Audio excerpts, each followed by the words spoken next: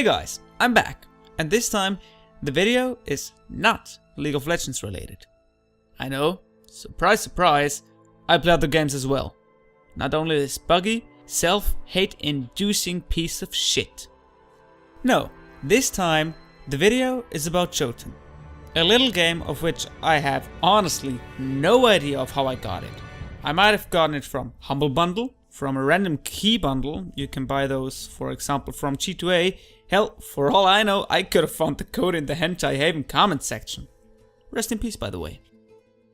Anyways, after finding this game in my ever-growing library of Steam games, I decided to install it, and then proceeded to not play it for about a year. But one day I brought myself to play it and I was pleasantly surprised. I mean, I really liked the game, which is honestly something that not many games nowadays achieve. You see, I have around 1,600 hours of League of Legends playtime. And the problem is, my attention span for games got shortened significantly from repeatedly playing League. This sadly does not really allow me anymore to play long story-driven games, which normally require a long time commitment. The last game I thoroughly enjoyed, and I know that this opinion is a bit controversial, was Final Fantasy 15. The game was time consuming, but I had a vacation and was able to sink about 40 hours into it, which made me honestly pretty happy.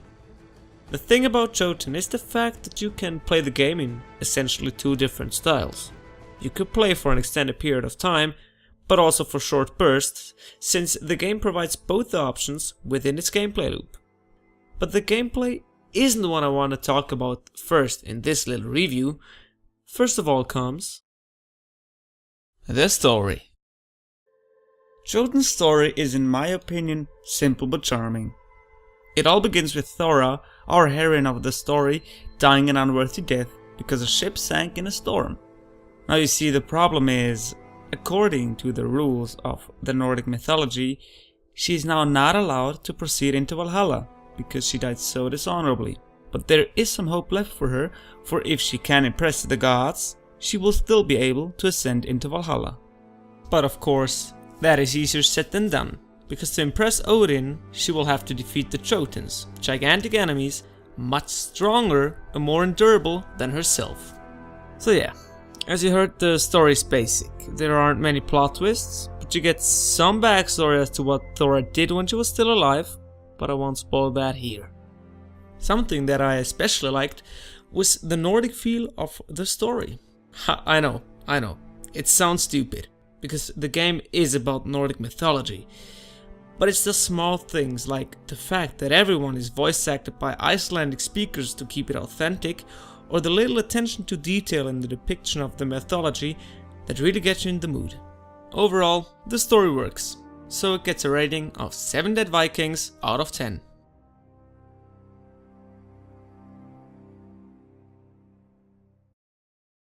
The music. Music is a key element in any media. It may contrast the scene or support it. It can also make you feel gigantic and undefeatable, or tiny and miserable. For example, let's take the fight theme from the former mentioned Final Fantasy 15.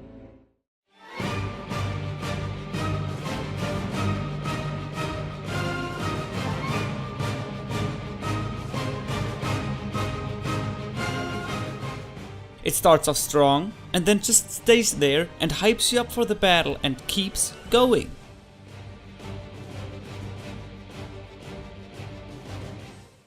Or take the Kingdom Hearts soundtrack, which can sometimes get really emotional.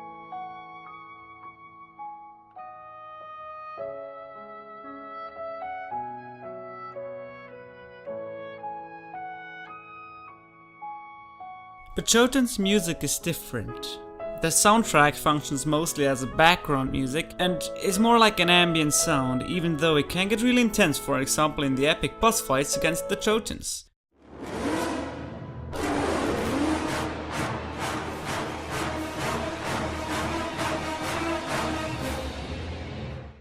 But most of the time the music stays in the background, being, like I said, more of an ambient sound, which I like. But it's not my preferred way of having music in my games. Another criticism that I have is the fact that I can't really remember a single song from the game.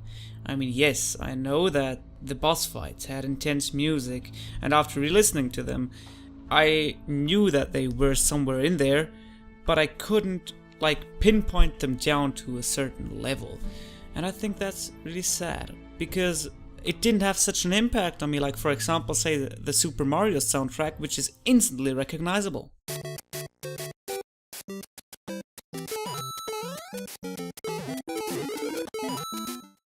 Actually, all of the music in this video is from the original soundtrack of the game, and you'll probably hear that the soundtrack, he makes for a good background music, without a doubt, but it doesn't really stick with you.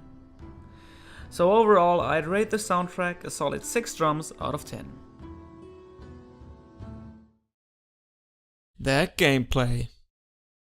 It's the heart of the game, the basis, because if the gameplay isn't any good, the game itself just breaks apart, since no matter how good the game looks and sounds, if it's not fun to play, no one will even bother. But luckily, Jotun has, in my opinion at least, very satisfying gameplay. Your main weapon is an axe, which has 2 different attack moves, a heavy hitting charge attack and a light hitting attack. And over the course of the game you can also find some special godlike powers, for example the power of Mjolnir, which is Thor's hammer. Actually there are several different powers, but I only found 2. The healing one, which you get either way, and the Mjolnir one. But honestly the game is perfectly beatable with only those 2. To defend yourself, you have 2 options. Option 1 is to run away, and option 2 is to use your dodge roll, which gives you some invulnerability frames, which are absolutely necessary to survive in this game. Overall the controls feel satisfying, and there really weren't many times when I thought, well fuck me, that wasn't supposed to hit me. The only thing I would have wished for would be that Thora should be a tad faster. She feels just a little bit too slow. But this is understandable, since she's carrying an axe with the weight of about 2 dead Valkyries.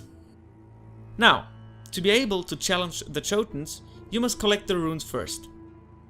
Every Jotun, besides the first one, has 2 levels, and each level will show you a particular mechanic. The mechanic starts out safe, for example sliding down routes without any danger, but after a while there are, for example, stalagmites dropping from the ceiling of the cave that you're in, and of course you must dodge them while still riding on the route. Another great example is the ice level. You start the level and see the frozen lake. No danger to be seen, and you just get to experience the slipperiness of the lake first without any danger. Then you see a shadow, a big shadow, swimming around underneath you, and the new mechanic gets teased already. After a while, the gigantic sea monster then breaks through the ice and tries to take a bite out of you. But as I already said, this has been teased, and you had the chance to properly learn how to behave on the ice, so dodging should not be a problem. I really like this approach from a game design perspective. Let the player learn in an area without any repercussions, and then throw some danger in there to test if they really learned it. Also, a thing that I'd like to add is that most of the gimmicks found in the levels translate directly into the boss battles. For example, in the Fire Rune level, you will see these cracks in the ground, and they deal damage over time if they explode. Luckily they don't do much damage, but when you fight the boss, most of his attacks create these cracks as well. Also, they deal significantly more damage, so you get really tested how much of the gameplay you really understood. In my opinion, Jotun does a fantastic job at doing this, creating a safe space to play around and then test your skills. And the only problem I really have is the levels just don't have enough to do in them. I wish there were more things than just one simple mechanic in a level, for example a second side mechanic which rewards you for mastering it. To support this statement, let's just take a look at one of the ice levels. In this one you have to hide behind stones so Thor doesn't take damage from the icy winds that are blowing with an apparent strength of Mach 4. I mean, holy shit, that's loud as hell. But as you see, there is not much to do in here. You just run from block to block, hide, run, hide, rinse and repeat. I mean, this teaches you one of the mechanics to hide from strong icy wind, but I mean it's not really fun. and there are more than one of those passages. Luckily, most of the levels don't take a lot of time to complete. I spent an average of perhaps 15 or 20 minutes in a stage, which really helps not making the game feel repetitive and sluggish. And connects to the thing that I said at the beginning of the video, because this allows you to play the game for either longer periods of time, but also in short bursts. Overall, the gameplay is satisfying, and simply said great. So I'd rate the gameplay 8 out of 10 mechanics. The graphics. The graphics are, in my opinion, the highlight of the whole game. I mean, just look at this.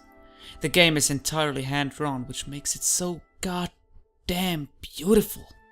Everything just looks absolutely gorgeous, especially when the camera decides to zoom out and reveals the vast landscapes that are present, mostly in the background.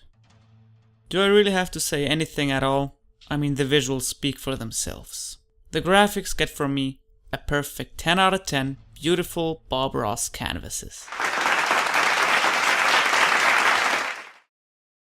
Conclusion. So, after all of these great scores, will I recommend this game? Yes. Yes, I will. But only after I've told you about my last gripe with the game. And that would be the fact that I finished the game in about 6 hours of gameplay. And that is not too long. Of course, the game only costs 15 euros, which is not much.